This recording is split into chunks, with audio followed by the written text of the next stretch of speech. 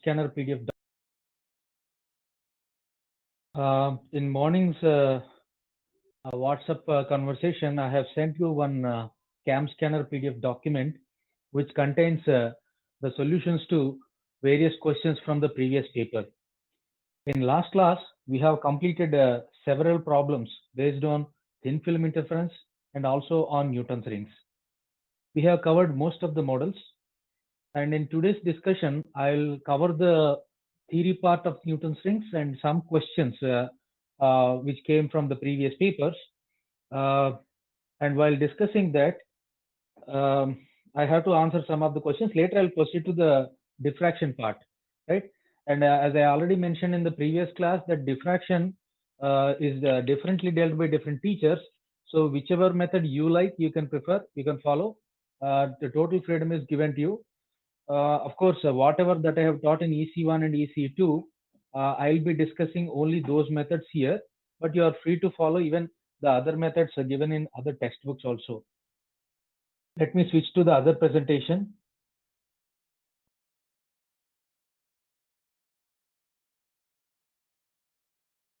All are given for downloading, Amma. You can see that. So these are the questions which we have been discussing on thin film interference and others.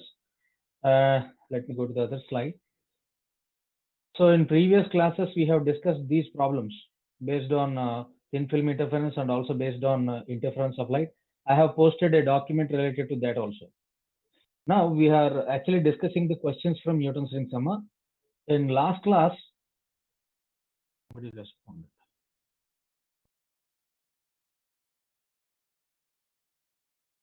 Okay. Okay. In last class, we have been talking about problems on Newton's rings.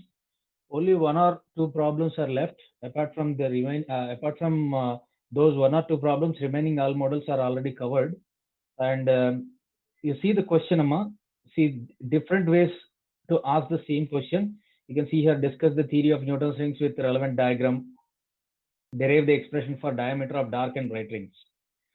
So if they ask you for this question, discuss the theory of Newton's rings with relevant diagram, means you have to start from what is Newton's rings, how you obtain the Newton's rings, and then with the relevant with the necessary theory along with the relevant diagram. So diagram here refers to the ray diagram as well as the right angle triangle.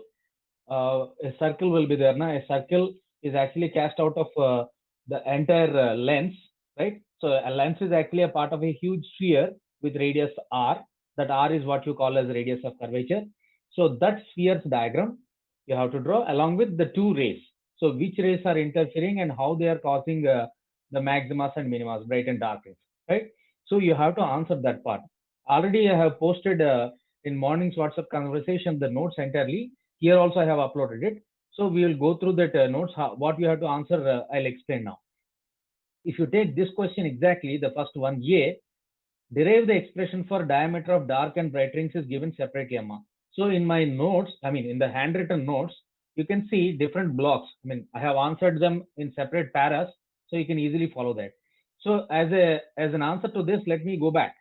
So I hope it is clear to you. Whenever you get the question, discuss the theory of Newton's rings with relevant diagram, derive the expression for diameters of dark and bright rings. You have to write that answer. I'll go back to that answer.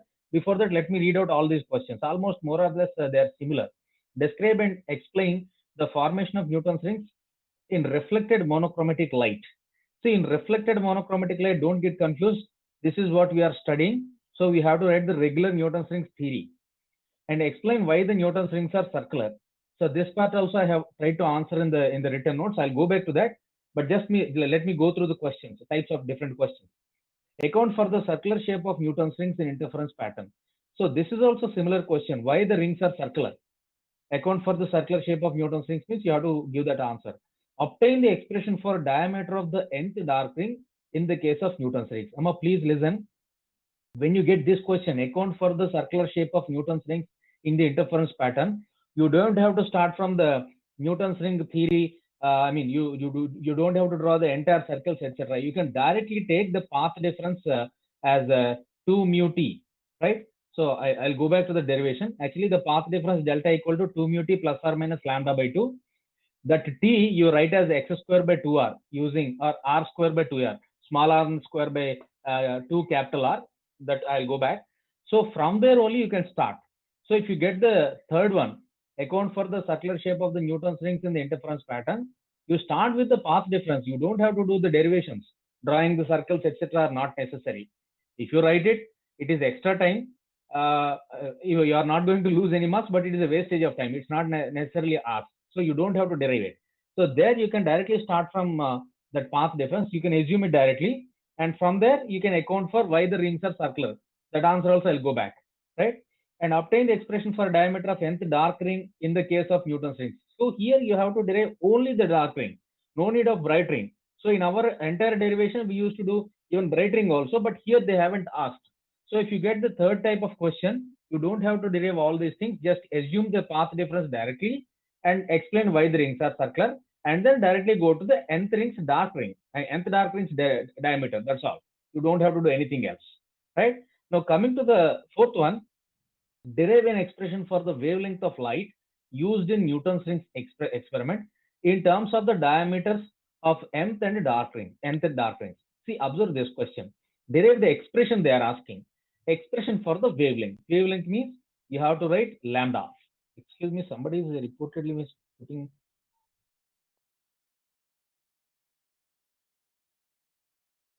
Is this Anusha of EC1? Is she not participating in this class? She is making some WhatsApp conversation with English madam. Sorry for the disturbance. Okay, I thought there is some technical difficulty. That's why she is posting. Okay, I have nothing to do with that. Anyway, so so if they ask you for expression for the wavelength of light, then you have to derive the lambda expression, Amma.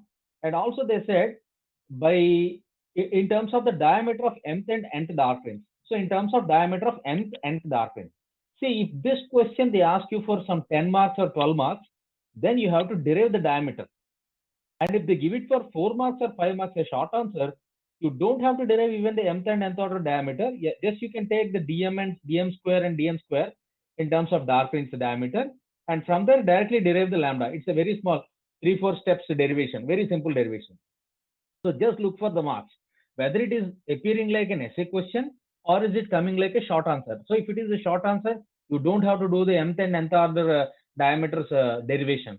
But if it is given for essay question, then you have to do the derivation also. You have to derive how you get the diameter of nth dark ring and mth dark ring. That part you have to do. So depending on the marks for which the question was given, so you have to follow that. And next one, draw experimental setup to obtain the Newton's rings. Explain how interference takes place. So draw the experimental setup to obtain the Newton's rings. Means you have to draw the ray diagram, right? Explain how interference takes place. How interference takes place means you have to derive the path difference. And you have to explain that ray 1 is coming, I mean, incident ray is coming, it is being split into ray 1 and ray 2.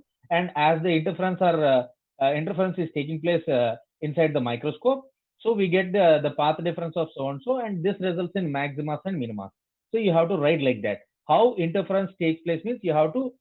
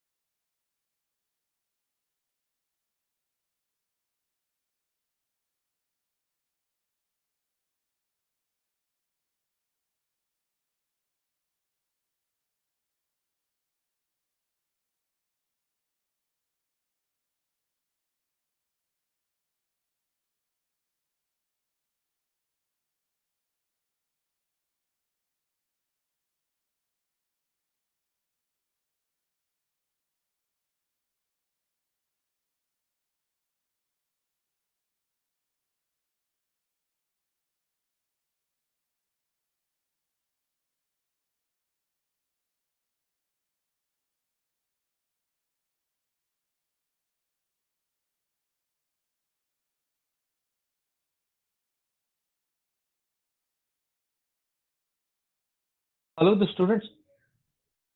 Hello to all students. Am I audible, Amma? Am I audible? Hello. Okay. 403 said yes. See, I have got frequent internet disturbance. So sometimes I'm switching from my Wi-Fi router to this data connection. So because of this, we are getting a disturbance. Okay. I hope it is audible. So if you get these questions, then what should be the answer? Let me switch the presentation.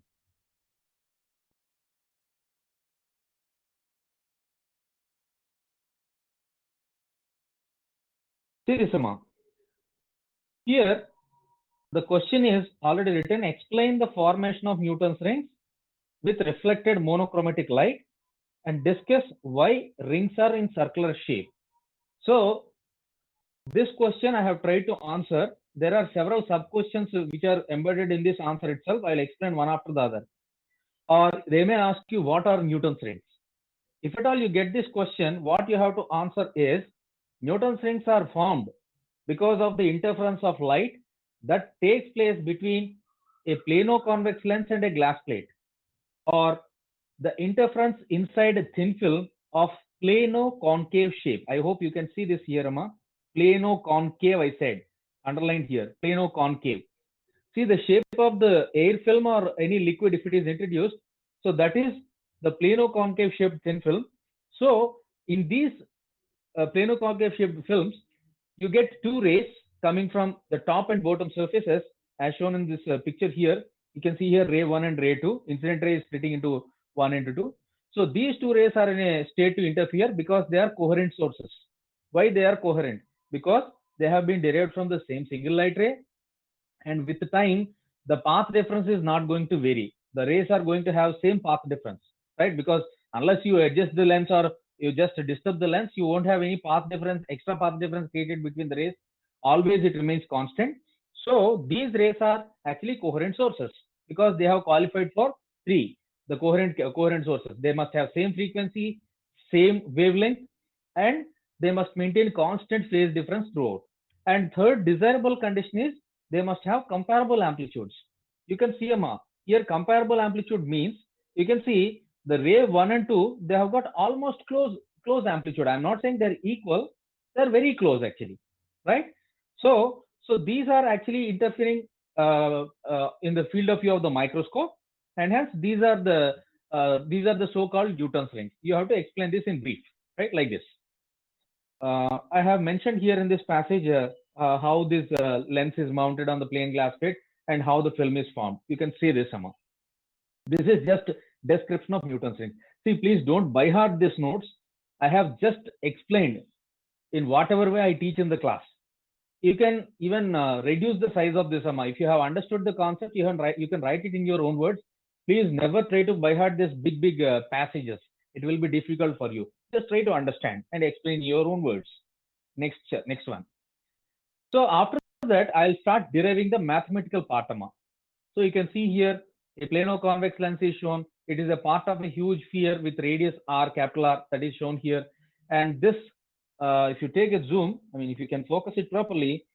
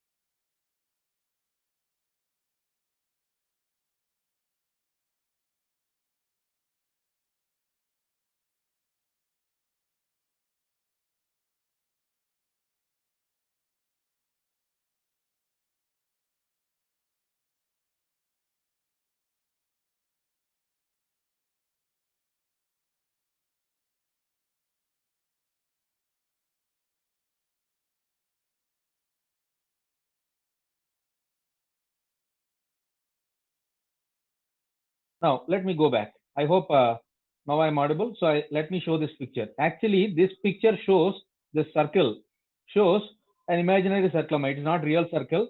You can imagine this as a big watermelon, spherical watermelon, from where if you take a slice, if you take a slice here, you can see this. Let me show it here. If you just slice out a small portion, eh, sorry, something like this. I hope you understand, right? If you try to slice out some piece, that is going to be the picture that I have shown here as A, B, C, E, E, A, B, C, E. You can see the shape now. That is a plano-convex lens, Amma. So that plano-convex lens will have a radius of capital R. Now the rays are falling from top of this lens, coming from the top, right? So these rays, when they are coming, what happens there is they are going to interfere. So the rays are coming from C and D, Amma. You can zoom it here. So C and D. So C and D are the 2 point sources. There we are assuming the thickness is T, Amma. So the width CD is actually small t, right? So if the thickness is T, then the path difference created between the two rays is going to be 2 mu T cos R according to cosine law. 2 mu T cos R according to cosine law, right? As light rays in Newton's rings fall perpendicularly in normal incidence. So in normal incidence, what happens is just R equal to 0. So 2 mu T cos 0, which is just 2 mu T, right? So the path difference is created between the rays coming from C and D of plano-concave film is just 2 mu T, right? This is geometric, geometric only. But the problem is you have optical path difference. The difference between geometric and optical is, in geometric case, you physically measure the distance. Physical distance is just 2 mu T. But you have to consider phases also, phases. Actually, the ray coming from C and D, definitely they are not going to get reflected from the same boundary. At C, if the concave film is air, at C you have air and glass interface, Amma. Please try to understand. C is actually boundary of air and glass. Glass is the lens, right? Just below the lens at C, you have air. So the ray which is reflected from C is not going to suffer any phase change according to Stokes law. Whereas the ray which has come down at D and being reflected back will suffer a phase change of pi or path difference of lambda by 2. Let me tell you why. Because at D, it is glass plate, Amma. The ray is coming from air, because after C, the second ray will travel in air. The second ray coming down will travel in air, and in air it meets the point D. So D is the interface between air and glass. So the reflection is backed by glass, which is denser, optically denser. So the ray coming from D will have extra phase difference of pi or path difference of lambda by 2, right? So coming to optical path difference, let me show it here. I hope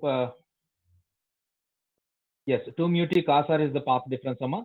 So I put cos 0 here, R0. And finally, I said 2 mu T in place of T. I wrote CD. Actually, I'll change it to T only. 2 mu T I'll retain.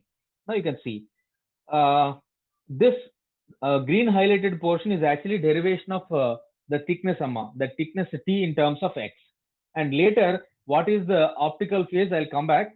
Let me show you in the other slide. As I was discussing about the optical path, you can see this, Amma. So geometric is this, and optical path difference you can see, Amma, here. Optical path difference. Optical path difference equal to this geometric path difference, which is the 2 mu x square by 2r. This I will derive plus or minus lambda by 2, right? Due to Stokes law, right? Let me go back.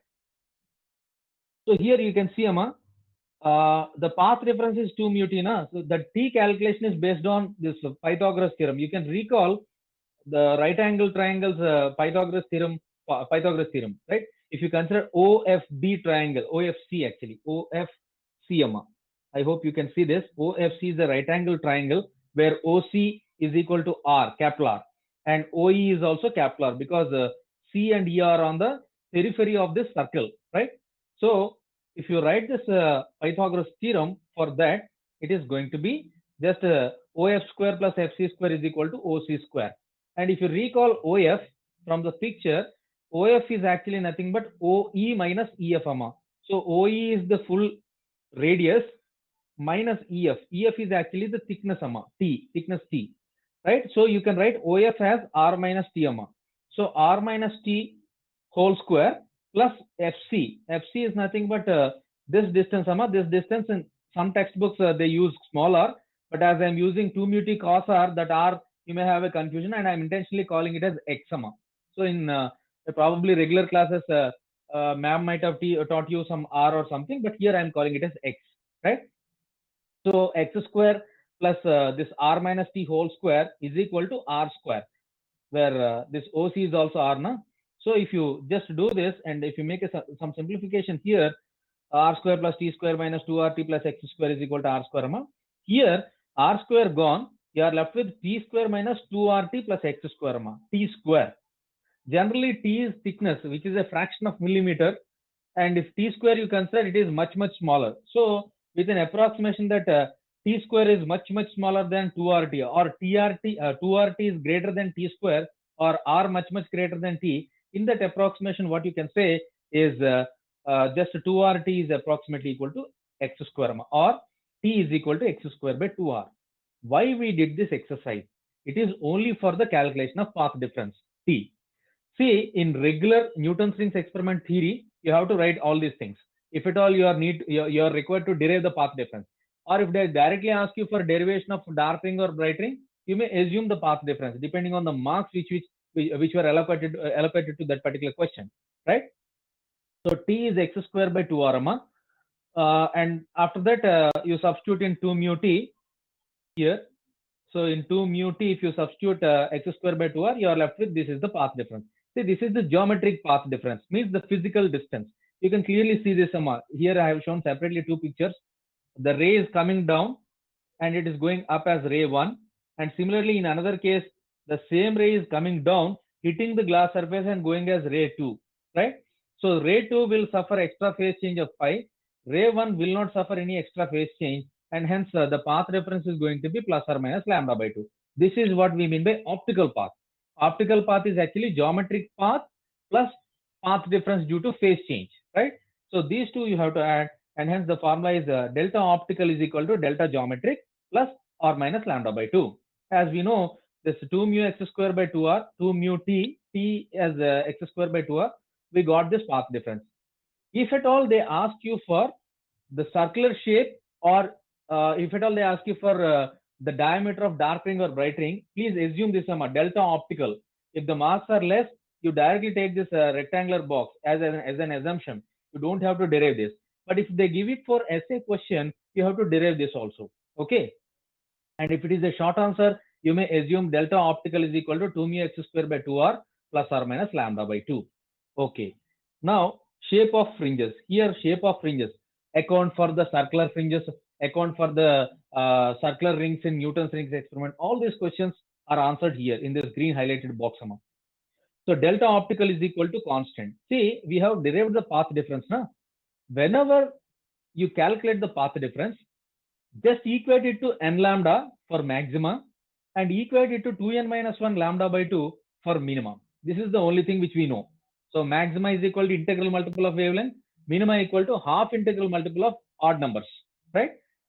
So this, if you consider path difference, you have already seen 2 mu x square by 2r plus or minus lambda by 2.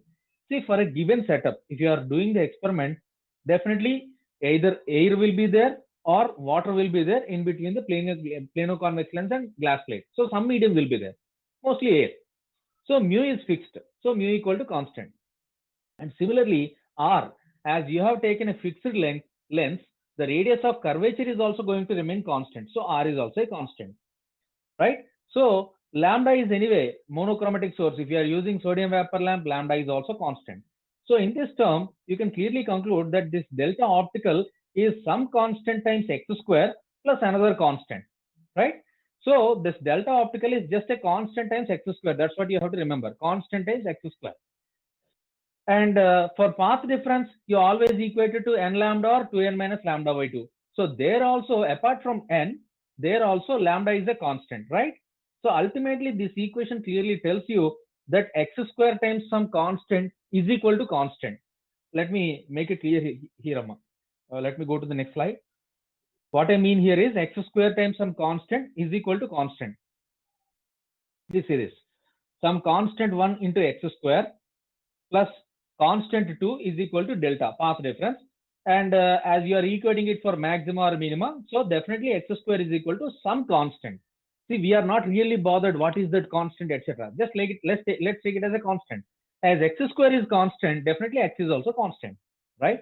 So if you calculate the path difference, then it clearly says that for maxima or minima, it is x equal to constant locus. So x equal to constant locus will decide the maxima or minima. But observe, x equal to constant, is it not representing a circle? After all, x is the distance from the center point of the lens to the point where you are trying to observe the interference, right? So x is after all a constant thing, and if you just rotate this x about the center of the circle, it is going to form a radius actually, right? You can see here, Amma, in top view I have shown, if you see the lens from the top view, along this dotted line, x equal to constant locus is satisfied. See, if you take a different x, let's say x equal to 1, I said, one circle will be there. X equal to 0.1, if I say, it is going to be another circle with a different radius, right? But definitely the maximas or minimas are going to be satisfied on the circumference of this circle, right? And hence you get rings. That is the reason for circular shape of Newton's ring. See, I have highlighted this green portion. Now, if at all anyone asks the question in the exam, account for the circular shape of Newton's rings, etc., you have to answer this portion from the previous. In the previous page also you have, in previous slide you can see. So that part and this part you have to answer if they ask you for circular shape of Newton's rings, right? And next thing is diameter derivation. See here, I have started with the diameter summa.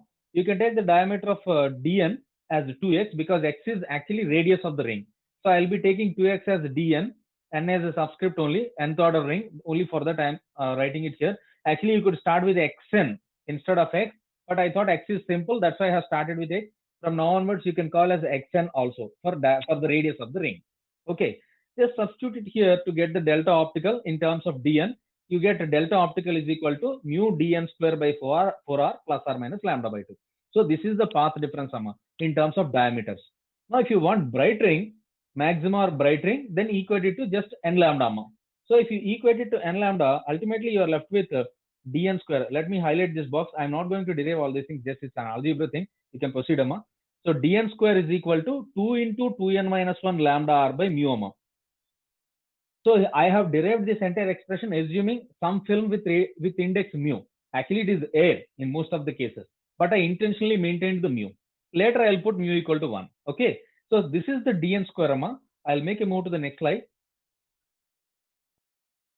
Dn square, and finally dn square, or if you take the square root, dn for bright ring, diameter of bright ring is equal to square root of 2 into 2n minus 1 lambda r by mu, right?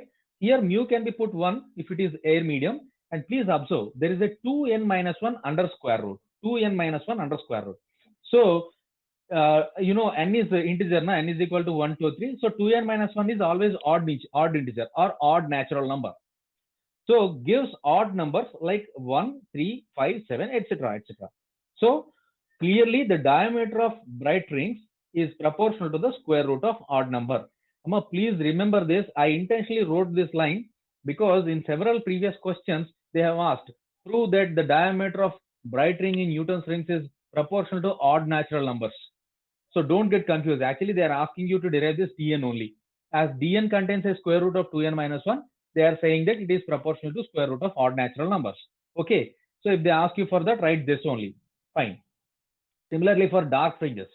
So we proceed with the same path difference. We have already calculated mu dn square by 4r plus or minus lambda by 2, and we equate this to half multiples of odd numbers. I mean lambda by 2 into odd numbers. 1 lambda by 2, 3 lambda by 2, 5 lambda by 2, etc. So when you equate this, ultimately you will have dn square is equal to 4n lambda r by mu. Once again, by keeping mu equal to 1, you can get the answer with air. As dn is equal to square root of 4n lambda r by mu, you can also say dn is proportional to n. Dn square is proportional to n. So they also ask diameters of dark rings are proportional to square root of natural numbers. So in the previous questions, they have asked this also. Let me move to the next slide. So proportional to the square root of natural number. So if it is dark ring, it is proportional to the square of natural number. If it is bright ring, it is proportional to the square root of odd natural numbers, right? This is the dark ring is natural number, bright ring is odd natural numbers. Okay. And finally, expression for lambda. See, in the previous questions, derive the expression for lambda in terms of diameter they have asked. So if they ask you this question for short answer, you can directly start here, Amma. You don't have to derive the earlier ones. But if they ask you for essay question, definitely you have to derive the dm square and dn square for dark ring. No need to derive the bright ring, because rings experiments are always performed with dark ring. So if they ask you for lambda expression, you can derive only the dark ring. No need of bright ring, Amma, right? Or if they directly ask for short answer, you can assume the dm square and dn square without deriving it. So you can directly start here. This portion is enough for short answer. Okay, so dm square dark is equal to 4n lambda r by mu. This is what we have derived just now. And similarly, if you take mth order, it is going to be dm square is equal to 4n lambda r by mu, just 1 and 2. Subtract one from the other, right? You get tm square minus dm square is equal to 4 lambda r into m minus n by mu. So this is the dm square minus dn square. Or if you take the lambda separately, lambda equal to mu into dm square minus dn square by 4r m minus n. And generally this experiment is performed in air, so mu can be taken as 1. In that case, lambda is equal to dm square minus dn square by 4r m minus n. This is what we have used in the laboratory also. If you have performed the Newton's rings experiment in the laboratory, there you have used this formula only. Of course, there we are determining R, capital R I am asking you to determine. I have given you lambda 5893 angstrom, right? Formula just interchange. Okay. So this is what you are supposed to write for Newton's rings experiment. If they ask you for lambda, that is the formula. And similarly, using the same Newton's rings experiment, sometimes they ask you, how do you determine the refractive index of liquid, as a short answer? How do you determine the refractive index of liquid using Newton's rings? And there are several problems based on the Newton's rings refractive index. So that's why I have given this article also. Well, it is very simple, Amma.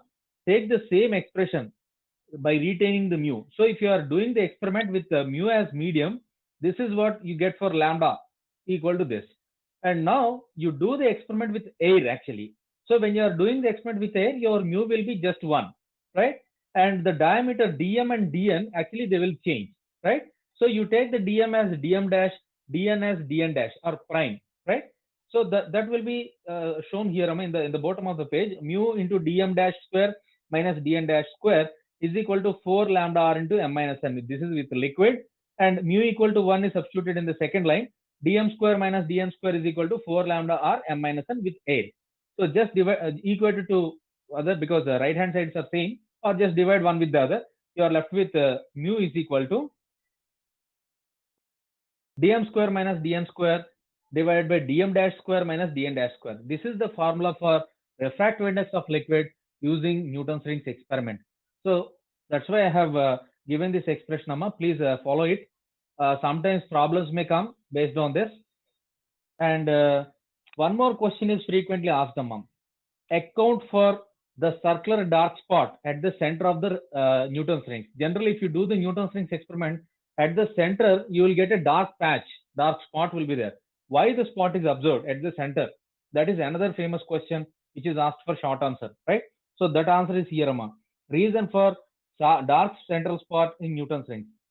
See, generally, whether it is a bright thing or dark thing, that is decided by the path difference, Amma. You remember only one thing. Whenever you are dealing with interference, maximas and minimas are only governed by the path difference. So we here take the path difference, optical path difference. Everywhere you have to consider optical, but not the geometric. So optical path difference, if we calculate, it is mu dn square by 4r plus or minus lambda by 2. Or actually this path difference is 2 mu t, Amma. 2 mu t plus or minus lambda by 2. This is what we have used before deriving the Newton's rings experiment, right? Delta optical equal to 2 mu t plus or minus lambda by 2. Now you can see this figure at the center. I hope you understand this picture. At the center, I am talking about this.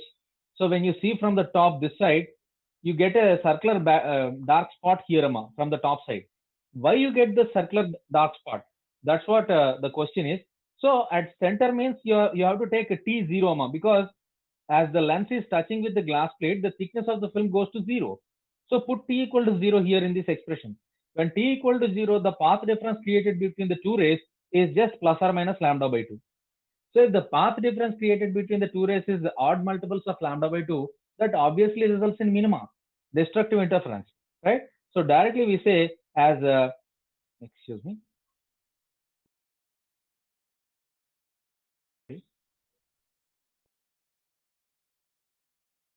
Okay, so as path difference is lambda by 2, you know, destructive interference will take place. Obviously, we get a minima, right? So we get the dark spot at the center. You have to write this few lines. Okay, so this is the whole discussion of Newton's ring summa. I can bet that no other problem or no other question is going to come from Newton's rings.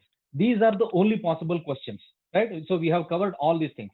So you can just go through any paper, any previous paper with questions coming from Newton's rings. You will be able to answer all these things. Just follow this note summa. Of course, they may be elaborated, and if you are a by-hearting candidate, definitely you may take more time. But if you want to understand, it is very easy, Amma. Just pay some 10-15 minutes time on this entire derivation. They're very simple algebra, nothing great. Just 1 or 2 times practice is needed. And you are going to get one question from Newton's rings for sure. Newton's rings are thin film interference. It is for sure. Why? Because in unit 1, you will get one A or B, Amma. 2 questions will be there, A or B. So A or B means as interference is, as the first chapter is interference of light and the diffraction of light. So one question will be coming from interference, one question will be coming from diffraction. So one question in interference means either they may ask thin film interference or they may ask Newton's rings, and these are the two possible. So diffraction, even if you feel difficulty, I'm not saying you skip the chapter, but if time permits, you go through the entire derivation for better confidence. At least you go through the interference summa if you want to have minimum score. Okay. So that's why I gave more stress on this. Okay, and if you recall the questions that I gave, there is a 13th problem, Mama. The number in that PDF document is 13. Only 2 problems were left. That's why I'm going here. When a Newton's rings experiment is conducted, the rings are observed in reflected light of wavelength 5900 angstrom units AU. The diameter of 10th dark ring is found to be 0.5 centimeter. Find the radius of curvature R and the thickness of the film air. So first part of the problem is very simple, Amma. They ask you to calculate the R for the problem, but you don't know unless you study the theory what is the thickness over there, thickness of the film they have asked. So first part anyway, dark ring formula we know, dn square is equal to 4n lambda r by mu, Amma. So I'm taking the general formula. I'm not taking any air special case. Every time I remember just dn square is equal to 4n lambda r by mu, Amma. There what I will do is, according to my convention, I'll take mu equal to 1 or mu appropriate value, right? Anyway, in this case, they are asking for air, so put mu equal to 1. So dn square is equal to 4 and lambda r. They gave you the diameter as 0.5 centimeter, so dn is 0.5, and n is 10th dark ring, and lambda is 5900 angstrom. Angstrom means if you want to write in centimeter, you have to multiply by 10 power minus 8, so 5900 into 10 power minus 8 centimeter, that is the lambda, and everything is known here. So in the expression, the unknown thing is only the capital R. So capital R is equal to mu dn square by 4 and lambda. Mu is 1. If you substitute it, you are going to get around 211.86 centimeter as the answer. This is R. This is easy. You will solve this problem. But when it comes to thickness, you may not remember the formula. Well, it is T equal to x square by 2R. Please remember, we have derived it with an approximation that T is much, much smaller than capital R. T is equal to x square by 2R. Please remember this formula. So here they have asked what is the thickness there at this 10th dark ring. So thickness T is equal to x square by 2R, as x is nothing but d by 2, diameter by 2. As you know, diameter is 0.5 centimeter. Obviously, radius is 0.25, right? So you can substitute that value, dn square by dn by 2 whole square divided by 2R. As you know, R is equal to 211.86. Just substitute in the formula to get the answer as 1.475 into 10 power minus 4 centimeter. See here, everything I took in centimeters, Amma. dn is in centimeter, R is also in centimeter. So the final answer for T also will be in centimeter, right? Please remember this formula also. T is equal to xn square by 2R. This is the formula. And next, one more problem is there. In a Newton's rings experiment, the diameter of 10th dark ring due to light of wavelength 6000 angstrom is 0.5 centimeter. Find the radius of curvature of the plane of convex lens. Similar problem, Mama. Here nothing is asked about the thickness. So dn square, it's actually problem number 14 in the question paper. Just substitute it here to get the answer of 104. Earlier the wavelength was 5900. Now the wavelength is 6000. Only that variation, same 10th darkening. So there it was 211. Here it is 104 centimeter. You can directly write it, Amma. And another question which is frequently appearing in the paper is what are the differences or similarities between interference and diffraction, Amma? In last class also I have mentioned this. I spoke it verbally, but here I have written that also. Interference is basically the superposition of primary waves. So if two or more distinct points generate the light rays, and if they overlap with each other, that superposition causes interference. So primary waves are superposing here. Whereas in diffraction, the secondary spherical wavelets, in Huygens theory, we say every point on the wavefront is the source of secondary spherical waves. So every secondary spherical wave on the light source is generating a wavefront, and they are overlapping with each other. So basic difference between interference and diffraction is, in interference you can count how many rays are interfering, whether the 2 rays or 3 rays, mostly 2 rays.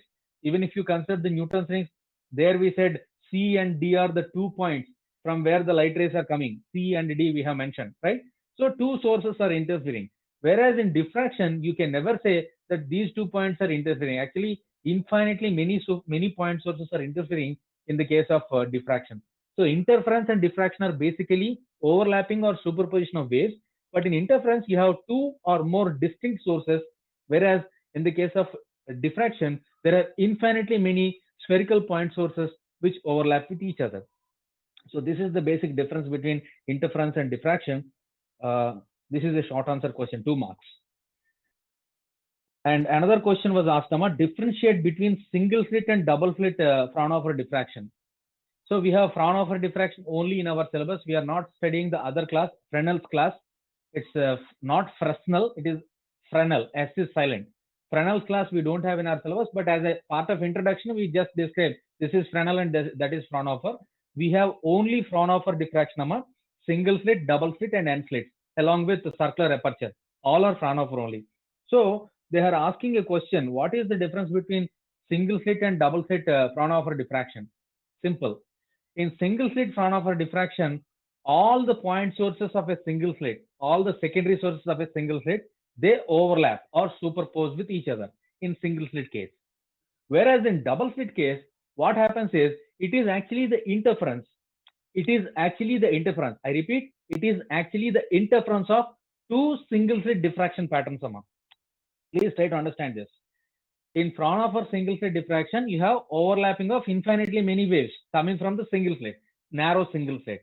So those infinitely many point sources superpose to cause the sin alpha by alpha pattern. That is single slit. Whereas in double slit, what happens is, 2 single slits are superposing with each other. 2 single slits are interfering.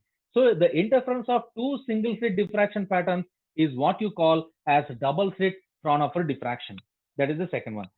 And this is the basic difference. Apart from that, remaining are same. And one more thing is, in single slit case, you get principal maxima. You say principal maxima, chief maxima, or primary maxima.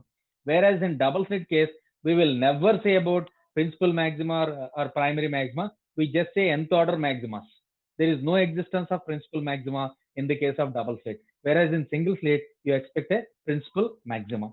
Okay. So this is the comparison or difference between single slit and double slit. And there is one more frequently asked question, what are the different types of diffraction, or differentiate between Fresnel and Fraunhofer diffraction? This is a very famous question asked in the previous papers. So Fresnel diffraction and Fraunhofer diffraction, what is the difference? Though we are not studying the Fresnel's class, we have to understand what is the difference. See, the basic thing is, in Fresnel's case, you have spherical or cylindrical waves.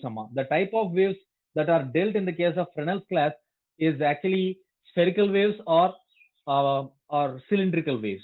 Whereas in the case of Fraunhofer, we have been talking about plane waves, the rays coming from infinity, the rays traveling towards infinity, parallel rays. So these parallel rays are actually plane waves. If they are spherical waves, definitely they will be either converging or diverging to a specific point, right? So in Fresnel's class, we are going to deal with plane waves, whereas in Fraunhofer's class, we are going to deal with spherical or cylindrical waves. As Fresnel's class is spherical waves, you don't need any lenses. You don't need any convex lens or any other lens to focus the rays. So it is easier to perform the experiment. Whereas in Fraunhofer's class, definitely you need converging lenses. Without the lens, you can't focus the beam onto the screen. So converging lenses are needed in the case of Fraunhofer diffraction. And coming to the distances, if you take the slit in Fraunhofer and Fresnel, that slit will be at finite distance in the case of Fresnel, and in the case of Fraunhofer, the slit will be at infinite distance from both source and slit. What I mean here is you have some aperture, some hole, some slit, or something is there. If you keep the light source very close to it, definitely source will be at finite distance. Even the image, the diffraction pattern on the other side of the slit will also be at finite distance. That is the case of Fresnel, and we are not studying that. If you keep the light source at effectively infinity, and if you send the plane waves on the slit and you catch the pattern on the other side of the screen, that is Fraunhofer. So in Fraunhofer case, you have both source and slit at both the source and screen are at infinite distance from the slit, that is Fraunhofer. In the case of Fresnel, both source and screen are at finite distance from the slit. This is the comparison. And one more thing is, generally, the mathematics of Fresnel's class is really difficult, Amma. Why they haven't put the Fresnel's class? They could have put it, but the problem is you need to solve the difficult Fresnel integral. The Fresnel integrals are not so easy to solve. That's why the mathematics is extremely difficult. That's why they have not included the Fresnel's class in our syllabus. So we can also say that Fresnel's class maths is difficult, whereas the Fraunhofer's class, the mathematics are very easy to do compared to Fresnel. So this is the comparison between Fresnel and Fraunhofer classes, Amma. With this, my typed notes is over. So if you want, you can follow my notes directly. That was also uploaded. Let me go back to that. If you want, you can see the diffraction of light presentation here. My method is integration method, Amma. So this is the method I follow here. I think I have uploaded this material also to the CAC2 section. Anyway, EC1 and EC2, I have discussed this only. I have uploaded this material in the Moodle also. Right, this is the single slit, Amma. Single slit derivation I have done. And based on this integration, I get, see, the pictures may appear somewhat bigger. Don't get confused. It's very easy, trivial one. We are just counting the point sources as described by Huygens. And we are arriving at an expression of A sin alpha by alpha. That is intensity equal to A square sin square alpha by alpha square. And similarly, the discussions for maxima and minima, how the pattern on the screen will look like. This thing can be derived by taking the derivative of the function of A square sin square alpha by alpha. I have differentiated with respect to alpha and equated to 0 to get the locations of maxima and minima. And then finally, I obtained that at alpha equal to 0, I get a principal maxima. At alpha equal to n pi, with n not being 0, there I get minimas, and alpha equal to odd multiples of pi by 2, like 3 pi by 2, 5 pi by 2, 7 pi by 2, etc. I get a subsidiary or secondary maxima. So this is the pattern, Amma. On the screen, you are going to get this kind of patches, and in graph terms, you write the intensity as A square sin square alpha by alpha square. So this is the intensity graph, and this is physically what you see on the screen, right? So this is the discussion. So if they ask you for Fraunhofer's single slit discussion, you have to do all these things. You have to write all the entire derivations.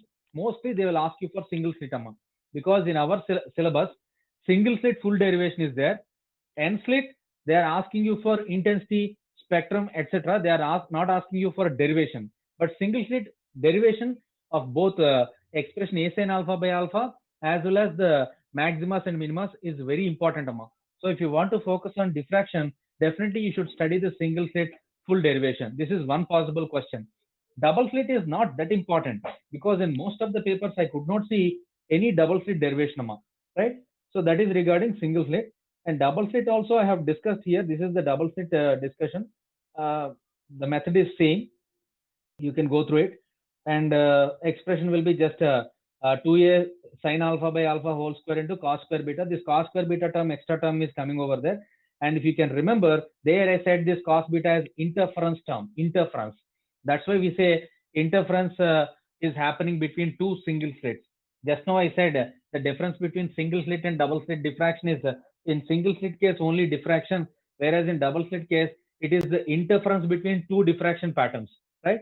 So that is evident from this cos beta term, Amma. This is regarding double slit. Anyway, if you can follow the derivation, it's okay. But most of the times double slit is not appearing. I'm just talking in terms of examination point of view, Amma. I'm not really recommending you that you don't study this. In examination point of view, single slit is more important. And also n slits, they are asking, diffraction pattern is also asking. Sometimes even Rayleigh's criteria or resolving power of telescope, resolving power of grating. These are the very popular questions coming from the second year, I mean, from the diffraction chapter. Okay, right?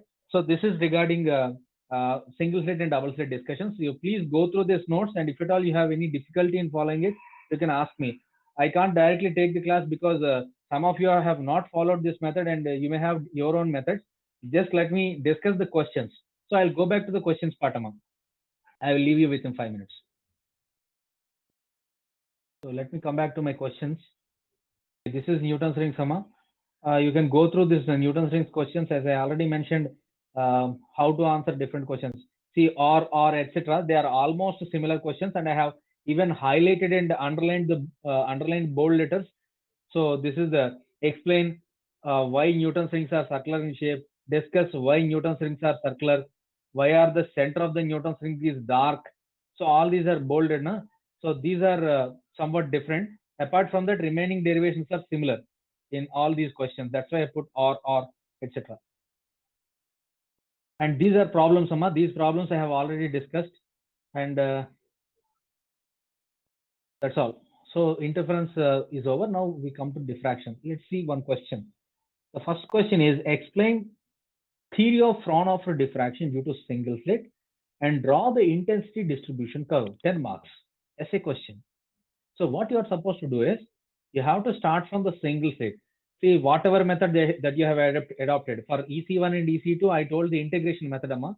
For CSE2 students, if ma'am has taught the ray diagram, so divide the slit into lambda by lambda path difference, and consider the rays coming from the extremes. What is the path difference created, etc. That was the method probably ma'am has dealt. If you are comfortable with that method, just to proceed there, and ultimately you have to arrive at A sin alpha by alpha. See, in both methods, ultimate target is A sin alpha by alpha. After you attain that A sin alpha by alpha, the question here is intensity distribution curve, Amma. Draw the intensity distribution curve. Even if they ask for intensity distribution curve, please remember one thing. When you want to plot a graph, definitely you should have the location of maximas and minimas. Then only you can plot the graph.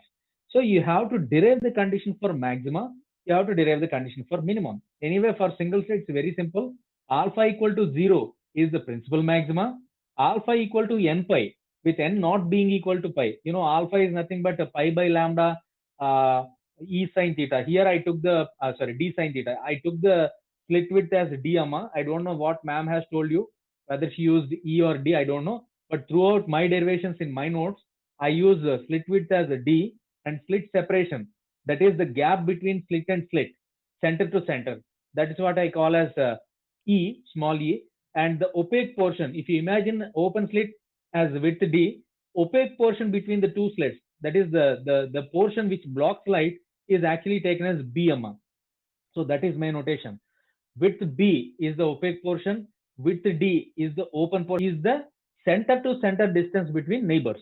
So clearly E equal to B plus D. That is my notation, Amma. E equal to B plus D. So my derivations are based on these terms only. Okay. So finally, what you have to do is alpha equal to 0 case gives you principal maxima. Alpha equal to plus or minus n pi with n not equal to 0 and other integers gives you the locations of minima, right? And maximas are obtained when alpha equal to 2n plus 1 pi by 2 with n taking 1, 2, 3. N is not equal to 0. So n equal to 3 pi by 2. I mean, alpha equal to 3 pi by 2, alpha equal to 5 pi by 2, alpha equal to 7 pi by 2, etc., etc., etc. All these are the secondary or subsidiary maximas due to Fraunhofer single slit. So you just write all these expressions and then go for the sketching. Let me switch the presentation here. I can show you, though the methods are different.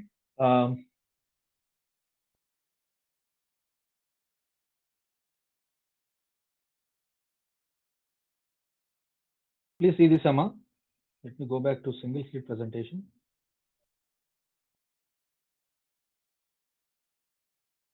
See how you arrive at this IP, A sin alpha by alpha square. This is not really bothered, Amma. You can follow any method. And from there, we just take di by d alpha is equal to 0.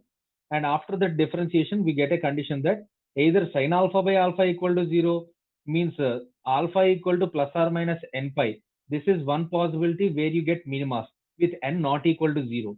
N equal to 1, 2, 3 are allowed, n is not equal to 0.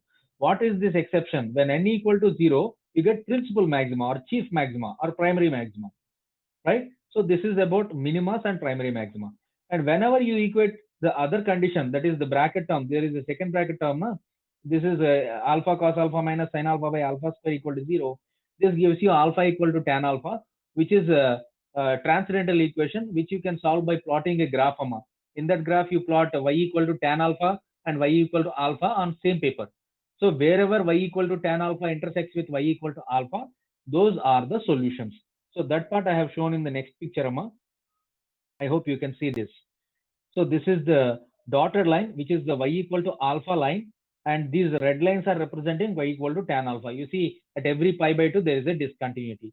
And finally we can conclude that at alpha equal to 3 pi by 2, 5 pi by 2, 7 pi by 2, etc., you are going to have the conditions for maxima. You can also have alpha equal to 0, Amma, because at alpha equal to 0 also, tan 0 is 0, alpha equal to 0 means that is also 0. So all the matching values will happen at alpha equal to 0, 3 pi by 2, 5 pi by 2, 7 pi by 2, etc. And this alpha equal to 0 is the special case. That's what you call as the principal maxima. And when alpha equal to 3 pi by 2, 7 5 pi by 2, 7 pi by 2, etc., this gives you minimas. Sorry, secondary maxima, right? So after knowing all these things, you have to sketch the graph, Amma. That is the next graph, which is here. So you have to plot this intensity graph, Amma. This 0.047, etc. Please don't write anything.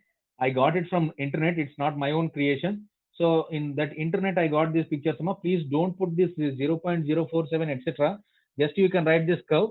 So he clearly the central point is the brightest, and as you move away on either side of the center, you get the resultant intensity decrease. This is what you are supposed to plot among.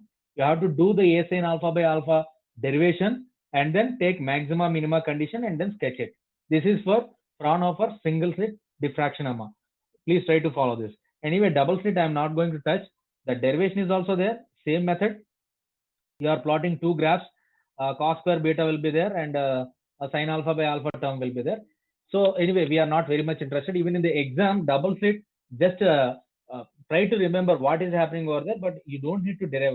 In 99.9%, you may not get double slit as a derivation for this, right? So please pay attention only on the single slit and also on the end slit diffraction. So far I have covered these things. I have some problems here on Fraunhofer diffraction also. Today I could not write the rest of the problems. Today I'll try to write it, and probably on day after